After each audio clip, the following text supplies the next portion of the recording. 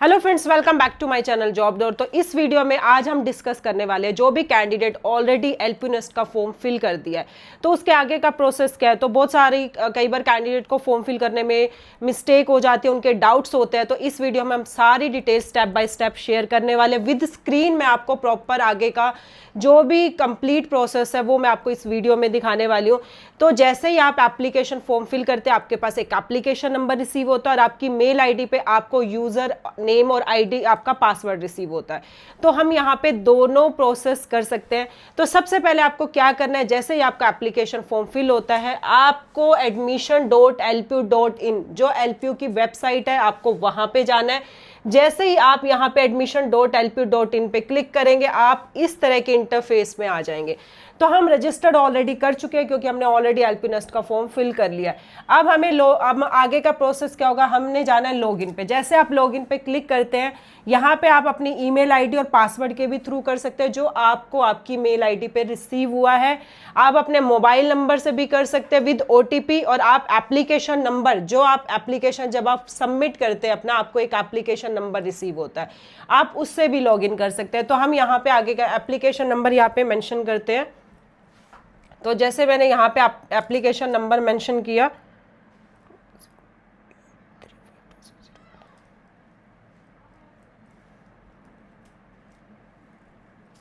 तो यहाँ पे अब हमने डालना है मोबाइल नंबर।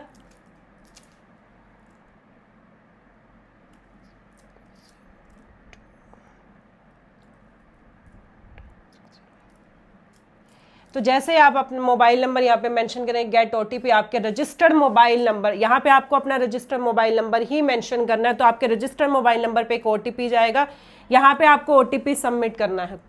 तो नेक्स्ट है आपकी जनरल इंफॉर्मेशन। जैसे सबसे पहले डेट ऑफ बर्थ, आपको यहाँ पे अपनी डेट ऑफ बर्थ मेंशन करनी है, आपकी डेट क्या है, मंथ क्या है और ईयर क्या है। उसके बाद कैटेगरी में आपको सिलेक्ट करना है जनरल, ओबीसी, आप एससी से है, एसटी से है, तो यहाँ पे आपको अपनी कैटेगरी। उसके बाद अपलोड फोटोग्राफ, आपको अपनी पासपोर्ट साइज फोटो अपलोड करनी है और जो फॉर्मेट होना चाहिए वो जेपीजी में होना चाहिए, पीएनजी में, जेपीजी, और मैक्सिमम फाइल साइज आपका 1 MB का होना चाहिए। अगर इससे ज़्यादा होगी तो यहाँ पे आपकी फ़ोटो अपलोड नहीं होगी।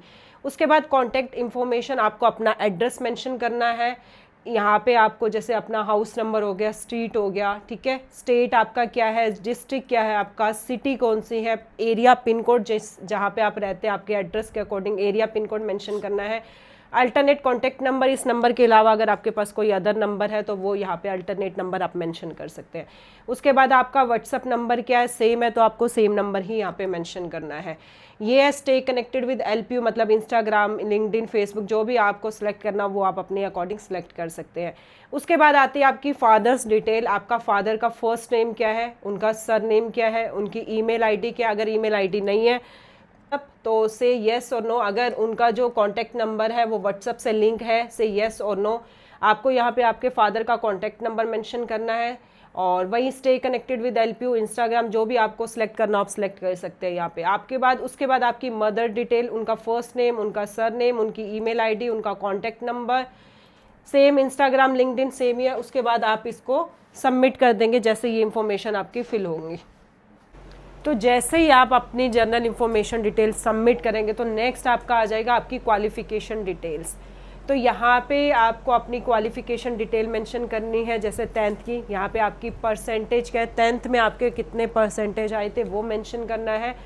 कोर्स आपने 10th कौन से ईयर में कंप्लीट की थी वो आपको यहाँ पे अपना ईयर मेंशन करना है। उसके बाद आपने जो 10th क्वालिफिकेशन की वो इंडिया से की है या अब्रॉड से की है, अगर इंडिया से किया तो इंडिया सेलेक्ट करना है, अगर अब्रॉड से किया तो आपको अब्रॉड सेलेक्ट करना है। उसके बाद आपकी अपलोड 10th क्वालिफिकेशन डॉक्यूमेंट्स, आपको अपनी 10th की जो आपकी मार्कशीट है वो यहाँ पे अपलोड करनी है। उसके बाद आपका जो 10th का रोल नंबर है वो आपकी जो 10th की मार्कशीट होती है उसके ऊपर सबसे पहले आपका अपना रोल नंबर मेंशन होता है, वो यहाँ पे आपको अपना रोल नंबर मेंशन करना है।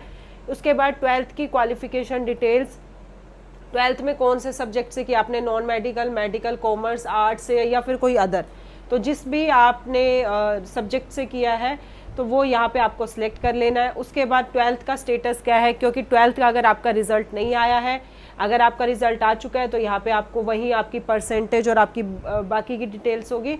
अगर अभी आपका 12th का रिजल्ट नहीं आया है तो यहाँ पे आपको अपीयरिंग रिजल्ट अवेटेड यहाँ पे क्लिक कर देना है। उसके बाद यहाँ have you attended any coaching से येस और नो, आपको अगर आपने कोचिंग ली है तो आप येस कर देना, नहीं तो आपको यहाँ पे नो मेंशन करना है। ये बेसिक सी डिटेल्स है। तो जैसे ही आप अपनी सारी डिटेल सबमिट करोगे आपका इस तरह का आपका डैशबोर्ड ओपन हो जाएगा। तो यहाँ पे आ रहा है आपका पैटर्न ऑफ टेस्ट, यहाँ पे आपको सारे सब्जेक्ट दिख रहे हैं। इंग्लिश इसमें से मैंडेटरी है, बाकी के 2 सब्जेक्ट आपके लिए ऑप्शनल होंगे। आप देख सकते हैं English compulsory, any 2 of the remaining courses आपके लिए ऑप्शनल है। आप यहाँ से कोई जो भी दो सब्जेक्ट देखना चाहे आप देख सकते हो। और ये जो सब्जेक्ट आपको सिलेक्ट करने हैं, जब यहाँ से आपका स्लॉट बुक हो जाएगा, आप एग्ज़ाम देने जाएंगे, वहाँ पे आपके पास ऑप्शनल होंगे कि आप कोई भी 2 सब्जेक्ट वहाँ से अपने चूज़ कर सकते हैं। तो ये सब्जेक्ट है। क्वेश्चन पेपर यहाँ पे पता है कि केमिस्ट्री का 20 क्वेश्चंस होंगे, 2 मार्क का होगा, 40 ये सारी 100 मार्क्स का होगा, 90 मिनट्स आपको मिलेंगे। अब इसके बाद हम आपको देखते हैं, और सबसे इसमें अच्छी चीज़ क्या है, कोई भी नेगेटिव मार्किंग नहीं है। तो जब भी आप अपना एग्जाम दे कोई भी क्वेश्चन आपको छोड़ के नहीं आना है, क्योंकि अगर आपका क्वेश्चन गलत भी हो जाता है तो कोई भी आपकी नेगेटिव मार्किंग नहीं है, वहाँ पे कोई भी आपका नंबर नहीं कटेगा। अब उसके बाद है exam information. Mode of exam आपको घर से देना है या आपके टेस्ट सेंटर बेस में जाने के देना है, कि मतलब आपके घर के पास जो भी आपका नियर बाय सेंटर है आपको वहाँ पे जाके देना है। तो यहाँ पे हम सेलेक्ट कर लेते हैं टेस्ट सेंटर बेस्ड एग्ज़ाम। उसके बाद स्टेट कौन सा है आपका, यहाँ पे आपको अपना स्टेट सेलेक्ट करना है। जैसे मैंने यहाँ पे हरियाणा सेलेक्ट कर लिया। उसके बाद आपकी सिटी यहाँ पे आपको सेलेक्ट करनी है। एंड उसके बाद आ जाएगा slot to be book by, आप इस पर क्लिक करेंगे एप्लीकेंट। तो ये आपकी जनरल जो भी इंस्ट्रक्शन है ये आपको दिखाई दी गई, ये आप चेक कर सकते हैं यहाँ से। तो slot to be book by applicant, यहाँ पे आपको जो है नेक्स्ट सबमिट कर देना। तो जैसे ही आप सबमिट करेंगे आपका जो डैशबोर्ड ओपन हो जाएगा, वहाँ पे आपका आ जाएगा application number, payment transaction ID आ जाएगी आपकी, और उसके बाद बैक टू डैशबोर्ड पे हम क्लिक करेंगे। तो जैसे हम बैक टू डैशबोर्ड पे जाएंगे, आपका यहाँ पे बुक एग्ज़ाम स्लॉट, आपका जो आपको स्लॉट आपको जो एग्ज़ाम देना है एलपीनेस्ट का, उसका जो आपका बुक स्लॉट वो आपको यहाँ पे सिलेक्ट करना है कि आप कब एग्ज़ाम दे सकते हैं। तो यहाँ पे आ रहा है आपको शेड्यूल योर एग्ज़ाम, आपको अपना बुक स्लॉट एग्ज़ाम यहाँ पे आपको सिलेक्ट करना है। मे भी हो सकता है कि कई बार सारे स्लॉट बिजी हो सकते हैं, तो उस टाइम पे आपको वहाँ पे स्लॉट टाइमिंग नहीं मिलेगी। तो आप दोबारा से अपना एप्लीकेशन नंबर लॉगिन करके 1-2 दिन बाद सेम प्रोसेस चेक कर सकते हैं। मतलब सेम सारा प्रोसेस नहीं करना है, ओनली आप अपना एप्लीकेशन या आईडी पासवर्ड से लॉगिन करेंगे सेम डैशबोर्ड पे, वहाँ पे आपको स्लॉट एग्ज़ाम आ रहा होगा, उस पर क्लिक करना है और ये यहाँ पे चेक करना है। जैसे लोकेशन हरियाणा, सिलेक्ट सिटी डाल दिया, सिलेक्ट जो टेस्ट सेंटर है वो ऑटोमेटिक आपको दिखा देगा कहाँ पे सेंटर है। एग्ज़ाम टाइमिंग, सिलेक्ट डेट, यहाँ पे मैं सिलेक्ट करूँ नो रिजल्ट फाउंड, मतलब सारे स्लॉट अभी बिजी चल रहे हैं। तो हम 1-2 दिन बाद दोबारा से चेक करेंगे। तो यहाँ पे आप ये मत सोचना कि ये यहाँ पे कुछ भी शो नहीं कर रहा है, तो यहाँ पे बस अभी जो है वो एग्ज़ाम स्लॉट सारे बिजी हैं, इसलिए कोई भी हमें अभी एग्ज़ाम स्लॉट यहाँ पे नहीं दे रहा है। तो कोई बात नहीं, हम कल एक बार फिर से चेक कर लेंगे, ठीक है। तो जैसे बस यहाँ पे आपको अपना exam timing, select date select करनी है और सिलेक्ट टाइमिंग, यहाँ पे आपको सारे टाइमिंग शो कर रहे होंगे, आप अपने टाइम कंफर्टेबल टाइम के अकॉर्डिंग सिलेक्ट करके आपको सबमिट करना है। तो ये था सारा प्रोसेस कि कैसे आपको अपना जो है बुक स्लॉट, जो आपका एग्ज़ाम का जो टाइम है, आपको बुकिंग स्लॉट जो है वो आपको कैसे सबमिट करना है, कैसे सारी आपको इन्फॉर्मेशन फिल करनी है।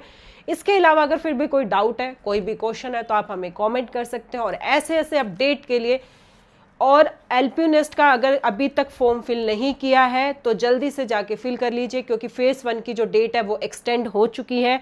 और मेरा कूपन कोड LPUQJN301 यूज़ करके ले सकते हैं एलपीनेस्ट पे मैक्सिमम से मैक्सिमम डिस्काउंट। Thank you.